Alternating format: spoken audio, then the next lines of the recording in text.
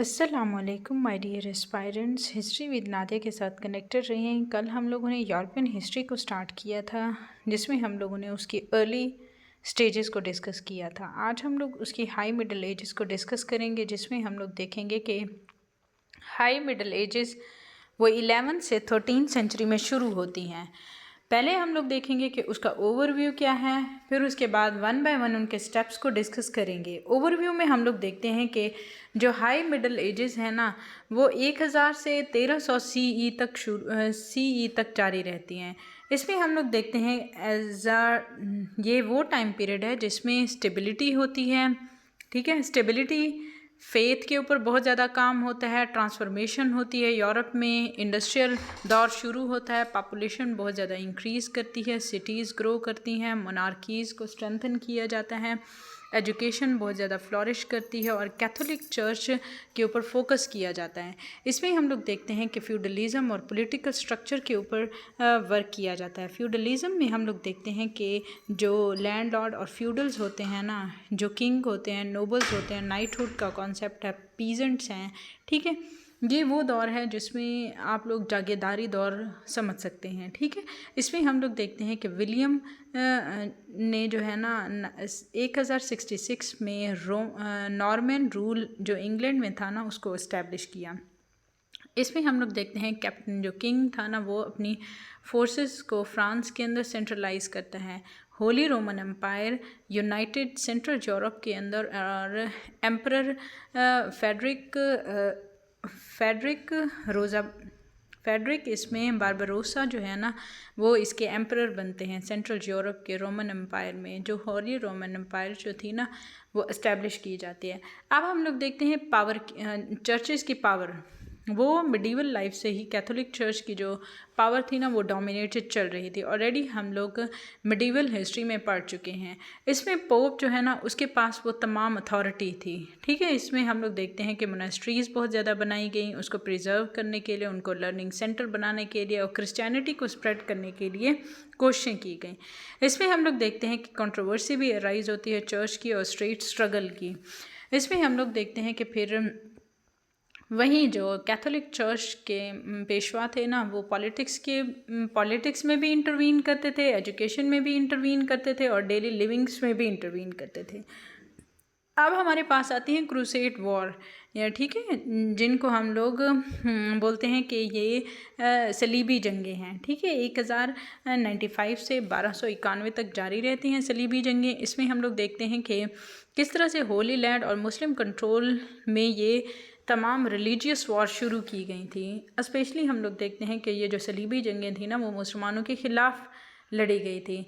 Pope urban II जो है ना, वो इनको फर्स्ट क्रूसेड वॉर को इनिशिएट करता है। ये कब इनिशिएट करता है? 1095 के अंदर। अब हम लोग देखते हैं कि फिर उसके इफ़ेक्ट्स क्या हैं। उसमें ऑल्दो हम लोग देखते हैं कि ट्रेड बहुत ज़्यादा बूस्ट हुई, कल्चरल एक्सचेंज हुआ, मोनार्कीज़ को स्ट्रेंथन मिली। हम लोग देखते हैं कि फ्यूडल लॉस उसमें वीक हुए। यूरोप के अंदर यूरोप में ग्रीक और अरब नॉलेज जो है ना, वो इंट्रोड्यूस किया गया थ्रू क्रूसेड्स वॉर। अब हम लोग देखते हैं इकोनॉमिक रिवाइवल और अर्बन ग्रोथ कैसे हुई है इस टाइम पीरियड में। हम लोग देखते हैं कि बहुत ज़्यादा इनोवेशंस हुई 3 फील्ड के अंदर। Heavy plough, horse collar fuel, population की ग्रोथ में इजाफा हुआ, टाउन्स में इजाफा हुआ, गिल्डेड एज आई, ट्रेड लीग में इजाफा हुआ और सीटिक लीग जो है ना, बहुत ज़्यादा फ्लॉरिश हुई। अब जो हमारी मर्चेंट क्लास एमर्ज हुई थी ना, उसमें हम लोग देखते हैं कि चैलेंजिंग फ्यूडल स्ट्रक्चर, उसने हमारा जो ऑलरेडी प्रेजेंट हमारा फ्यूडल स्ट्रक्चर था ना, उसको बहुत ज़्यादा हार्म किया। इसमें रेनेसेंस का दौर भी शुरू हो चुका था। ठीक है, जब हम लोग यूरोपियन हिस्ट्री को देखते हैं तो मॉडर्न यूरोप का दौर शुरू हो चुका था। इसमें कल्चरल और इंटेलेक्चुअल रेनेसेंस का दौर देखते हैं। इसमें यूनिवर्सिटीज़ बनाई गई, पेरिस के अंदर, बोलोग्ना के अंदर, ऑक्सफोर्ड की यूनिवर्सिटीज़ बनी हैं, जो कि हमारे लिए लर्निंग सेंटर समझे जाते हैं। ठीक है, उसमें हम लोग क्या देखते हैं फिर ये कि इसमें हम लोगों ने लर्निंग के सेंटर को प्रिवेल होता हुआ देखा। थॉमस एक्विनस जो है ना, इसमें अपने फेथ और रीजन्स को बहुत ज़्यादा ब्लेंड करने की कोशिश करते हैं। गॉथिक आर्किटेक्चर जिसमें नॉटर डेम और चार्टर्स बनाए गए वो हमारे लिए सिंबल्स थे as a kind of learning, culture और इंटेलेक्चुअल रेनेसेंस में। लिटरेचर बहुत ज़्यादा फ्लॉरिश हुई, इसमें दांते की डिवाइन कॉमेडी और सॉन्ग ऑफ रोलैंड इसमें शामिल है, जो कि कल्चरल और इंटेलेक्चुअल रेनेसेंस के दौर में आता है। अब हम लोगों ने देखा कि मोनार्कीज़ राइज होती हैं। मैग्ना कार्टा 1215 में साइन होता है रॉयल पावर की मदद से। इंग्लैंड में, फ्रांस के अंदर फिलिप II जो है ना इसकी रॉयल अथॉरिटी को एक्सपेंड करते हैं। स्पेन में जो है ना रिकॉन्क्विस्टा जो है ना यूनाइटेड क्रिश्चियन किंगडम बनाते हैं। मोनार्क सेंट्रलाइज अपनी पावर बनाते हैं और फिर इसको जो है ना नेशनल आइडेंटिटी के तौर पर उसको डेवलप करने की कोशिश करते हैं। अब हमारे पास आती है सोसाइटी और डेली लाइफ। ठीक है, यूरोपियंस की जो डेली लाइफ थी ना वो पीजेंट्स में के लाइफस्टाइल के तौर पर गुजरती थी। उनका फेथ और फेस्टिवल ये था कि किस तरह से हम लोगों ने अपनी एवरीडे लाइफ को गुजारना है। ठीक है, उसमें नोबल वुमेंस जो है ना वो अपने एस्टेट को किस तरह से मैनेज करेंगी, पीजेंट वुमेन वर्क किस तरह करेंगी, और ये कि उनके मैन उनके साथ किस तरह से वर्क करेंगे। यानी वो अगर खेती बाड़ी कर रहे हैं तो ना सिर्फ मर्द बल्कि उनके साथ उनकी औरतें भी काम करेंगी। ठीक है, अगर औरतें कोई काम कर रही हैं तो उनके साथ उनके मर्द भी बराबर काम करेंगे। चर्च कैलेंडर जो है ना वो रेगुलेट करता है कि किस तरह से लोगों की लाइफ और मॉरल कंडक्ट जो है ना वो रेगुलेट होगा। अब हम लोग देखते हैं कि ट्रांजिशन किस तरह से हुई है लेट मिडल एजेस में। बहुत ज़्यादा पॉपुलेशन बढ़ गई थी। ठीक है, यूरोप की फेमाइन बढ़ गया था, चर्च के अंदर बहुत ज़्यादा करप्शन हो गई थी, जो कि उसमें हम लोगों ने देखा कि 13वीं सेंचुरी के अंदर ना उनकी जो स्टेबल गवर्नमेंट थी वो बहुत ज़्यादा वीक हो गई थी।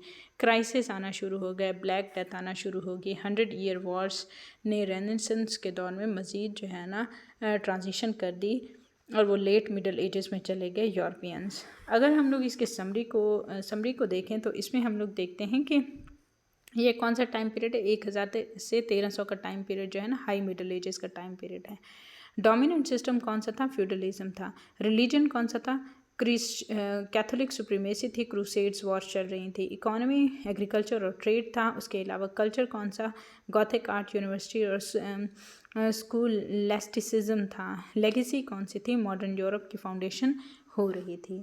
ठीक है, आई होप आप लोगों को ये यूरोपियन हिस्ट्री क्लियर है। जितने भी लेक्चर हो चुके हैं अपना बहुत सारा ख्याल रखें। हिस्ट्री विद नादिया के साथ कनेक्टेड रहें। इंशाल्लाह डेली करंट अफेयर के लिहाज से भी मैं लेक्चर अपलोड कर दूंगी। उसके अलावा आप लोग हिस्ट्री से भी कनेक्टेड रहें। हिस्ट्री विद नादिया के साथ अपना बहुत सारा ख्याल रखें। काइंडली अगर मेरा ये लेक्चर आप लोगों को पसंद आए तो लाइक करें, शेयर करें, सब्सक्राइब करें। Thank you so much. अल्लाह हाफिज़।